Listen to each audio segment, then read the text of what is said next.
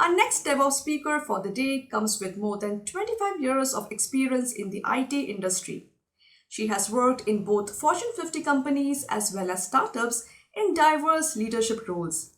She owns multi domain expertise in retail, healthcare, BFSI, and industrial automation. She is passionate about startup ecosystem and enjoys being a mentor and expert advisor on accelerator programs including Mass Challenge Israel and Boston. In a few moments, she is going to take charge of your screens to share her great thoughts on leadership and human capital coming together with respect to Industry 4.0. If you're wondering who's in the spotlight, it's none other than Miss Padma Satyamurthy. Let's all welcome the lovely lady.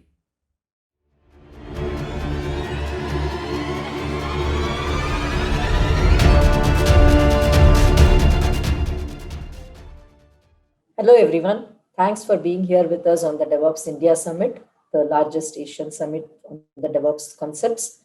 And the theme is Industry 4.0, as you can see from our website, and the other speakers who have been talking on this. And I'm going to be speaking on the same topic, which is how does leadership influence on human capital in Industry 4.0, right? So it's a tricky topic because we have two topics here. One is on the leadership, one is on the human capital, and we are trying to bring these two together in one topic. So let us see how we can actually essentially do this very effectively. Just a small introduction to myself. My name is Padma Satyamurthy. I'm I have a 25 years of experience in the industry across agile, DevOps, transformations. I have run my own consulting company and been with the corporates as well in large transformations with various frameworks and models. That has made me actually grow a bit on model and framework agnostic over the period of time because I truly believe that there is no one model or framework that fits all answers to an organization's transformation, especially in a volatile space like a Industry 4.0 that we are in. So over to the topic actually. And before that, I would like to thank everyone who has been here with us on this day and also opportunity to speak from the DevOps India Summit. Thank you, the Committee of DevOps India Summit for this opportunity. It's a privilege to be on this forum with various other speakers, very, very distinguished speakers on this forum. I feel very humbled to be on this forum with you all. So, whenever we speak of people, human capital is all about people, as the word suggests, we all know.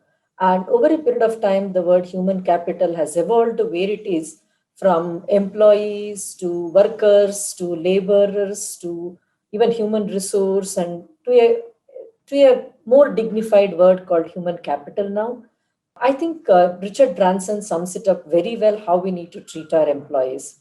He famously says, and a lot of people have used it, and let me also use it once again, thanks to Richard Branson for this quote.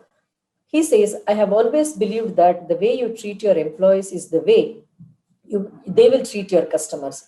Essentially, all our industry are customer centric. You could be in a banking, you could be in finance, you could be retail, you could be in a manufacturing.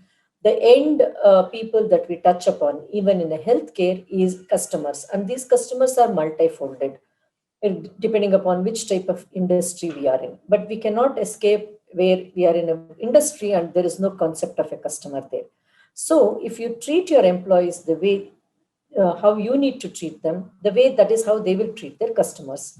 So that kind of sums up a lot about what we want to talk about human capital, right? People flourish when they are praised. I think this also brings me to a bit on Daniel Pink's book on Drive, where he talks about autonomy, mastery, and purpose. I'll touch a little upon it in the next couple of slides, but these two people's quote always come back to me again and again when I talk about human capital. Let's take a look at what is human capital all about. Is it about competency? It's about bringing a diversity in the organization. Is it about just a resources within the organization? Are they the organization's lifeline? Is it about building capabilities and talent within them? Are there more designations like a manager or a leader or any other designation? Do they add quality to the work we do? And do we enforce performance so that they can add quality to the work? Are they really an asset like a lot of leaders talk about it? And do we calculate an ROI on this human capital? have a capital. Any capital is there because you want to get a return on it. So do we even have a return on investment on the human capital as a concept? So there are a lot of things that come to our mind when we talk about human capital. And all of this is correct in a lot of way. There is no one definition that I think will sum up human capital. I think it's a culmination of a plenty of words. Maybe they look like adjectives when you see them singularly, but you should not be looking at it singularly. That's the point. You must be looking at it collectively, joining the dots so that actually it sums up to give you a very meaningful definition of human capital.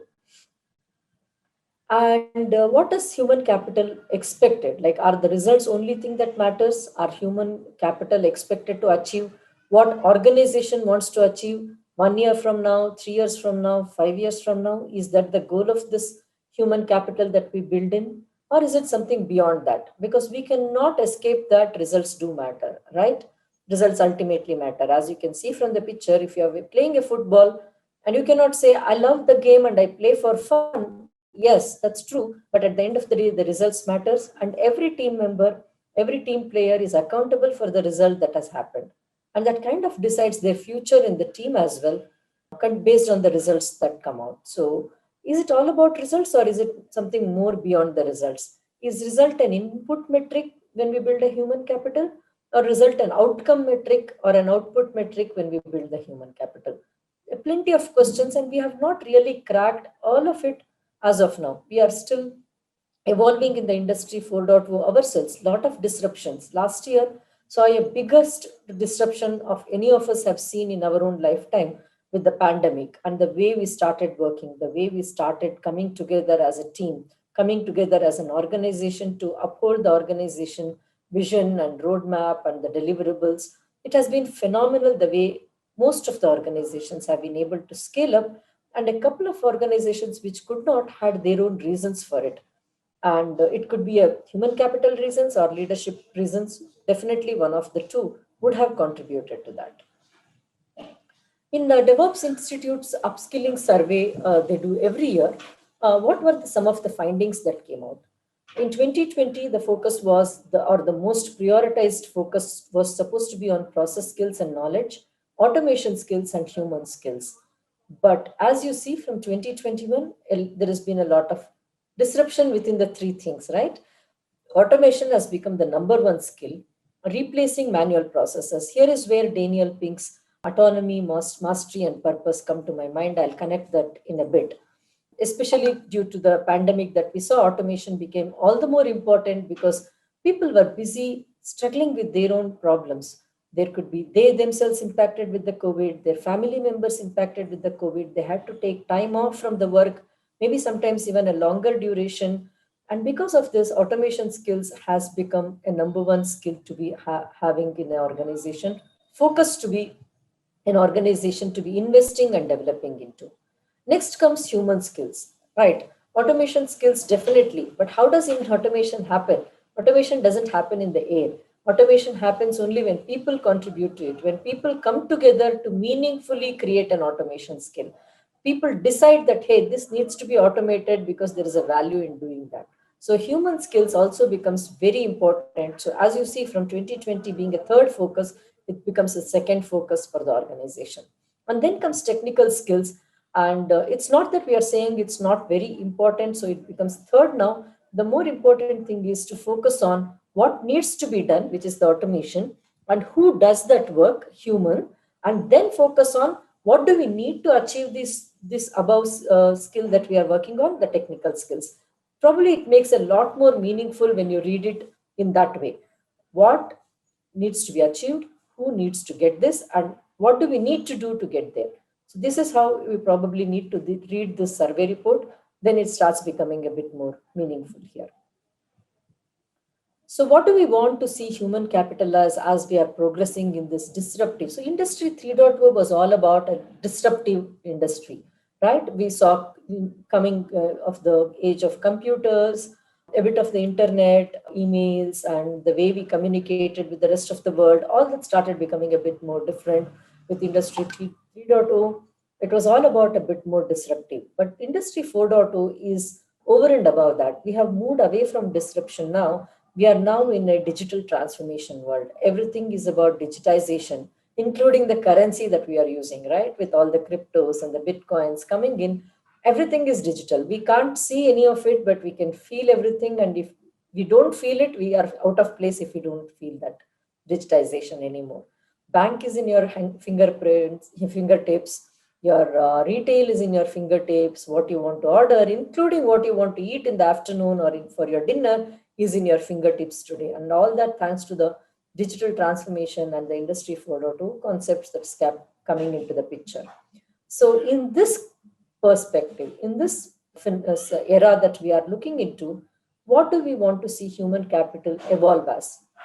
Beyond the competency, beyond the skill set, beyond the teamwork, and where do we want to see them in the next few years evolving as? So this is one of the doodle, one of my favorites that actually has come up, one of the books that we are launching actually. You can see these doodles as part of that, adapting to industry infinity. So here is where we are saying the human capital needs to be given a lot of autonomy, where they are self-learning and self-organizing, right? So we are adults, we are grown-up adults as human capital. So we know what we want to learn. And that actually aligns with both the organization vision and the personal vision that an individual employee has for himself or herself. Then the whole organization needs to be human-centric approach.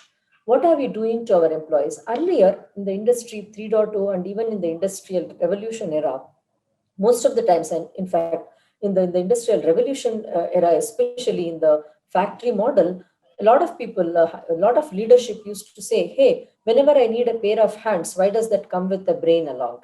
So I don't need that. I just need a pair of hands, right?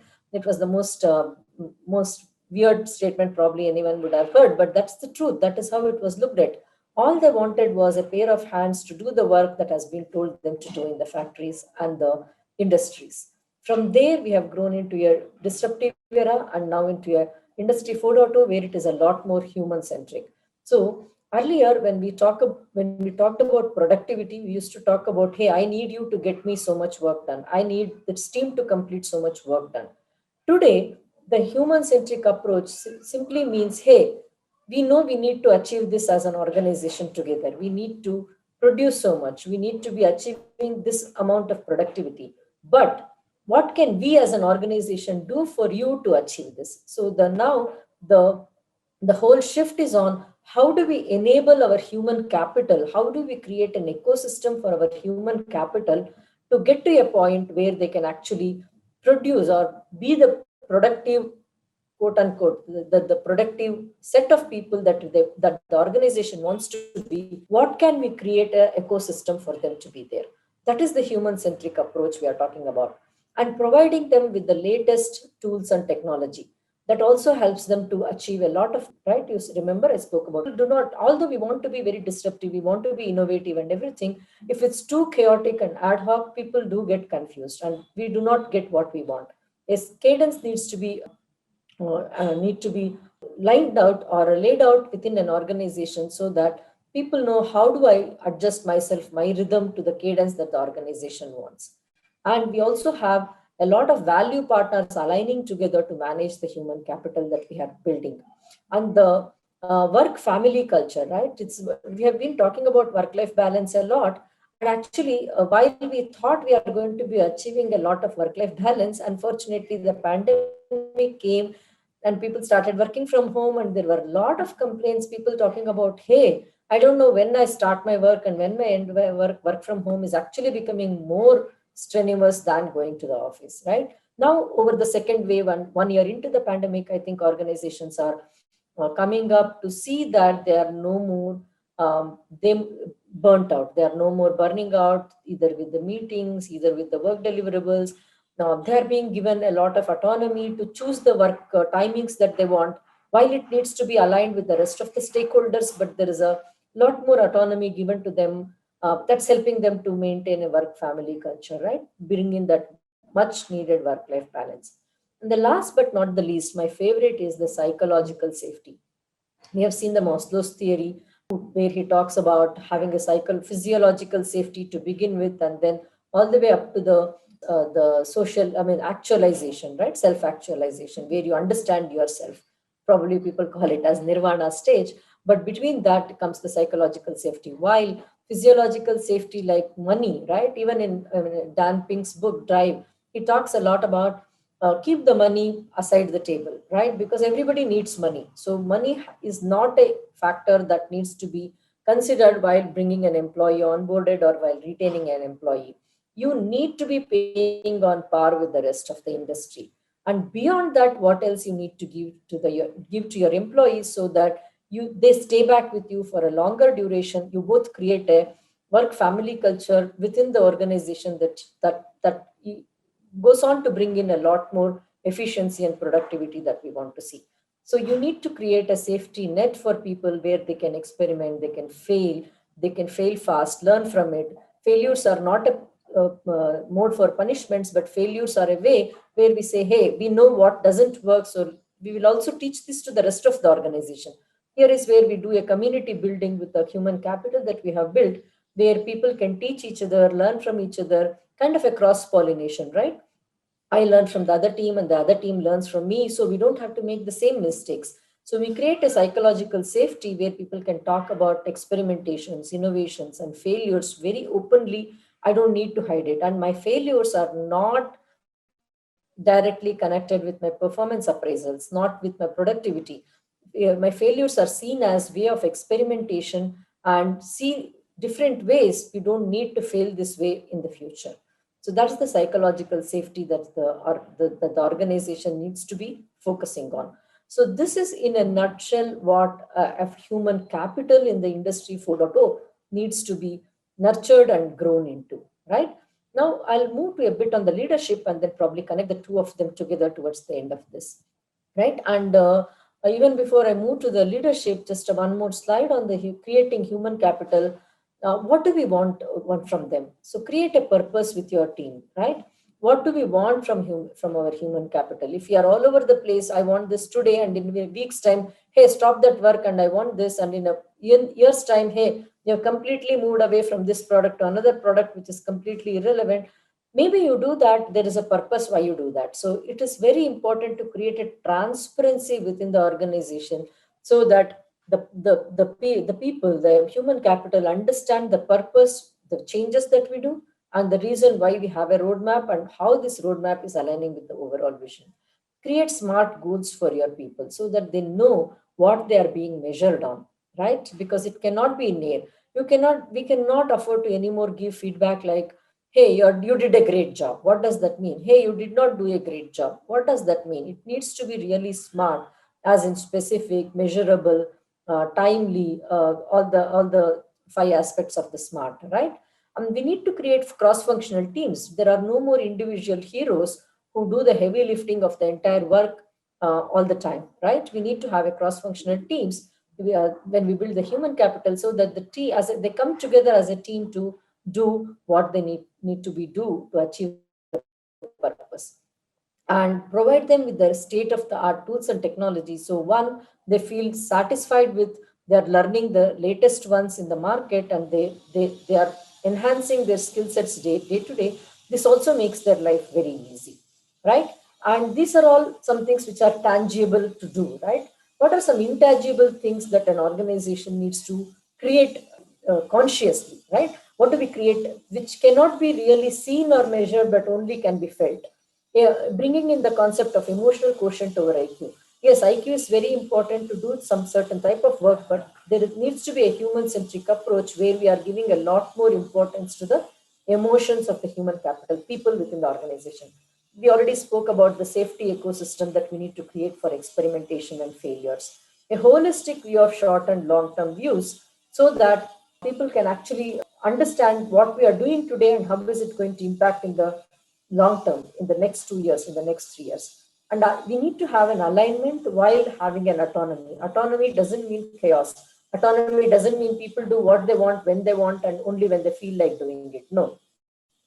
Autonomy should not be translated into a chaos. A conscious alignment needs to be built within an organization so that autonomy can also be, and autonomy can be embedded within that alignment. And a continuous sharp focus on continuous learning throughout the journey of a employee, right? Every day, the employee should feel that I'm learning something today when I'm coming to the organization. Now, leadership, a lot of it kind of maybe we are going to be repeating. I like to use a few quotes when I do my slides, and this is one from the John Cotter from his book Change. What do leaders do? Leaders don't make plans. They don't solve problems. They don't even organize people. And what else are they here for? Do we even need leaders if they don't make plans, if they don't solve problems for us? Yes, what they really do is prepare organization for change and help them to cope as they struggle through it. So they prepare the organization where people can make plans, people can solve problems, and people can even self-organize themselves to get the work done.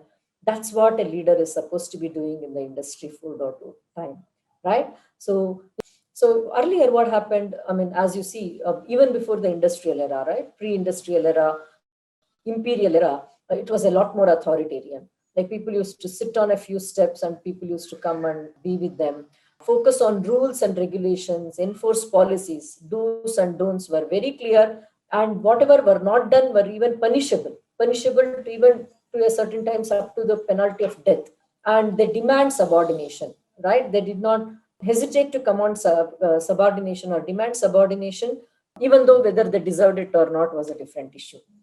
Then came an industrial era where we saw a lot, slightly more different way of doing things. It still had cabins within the factories where leaders would sit inside a glass cabin or a cabin and people would work in another.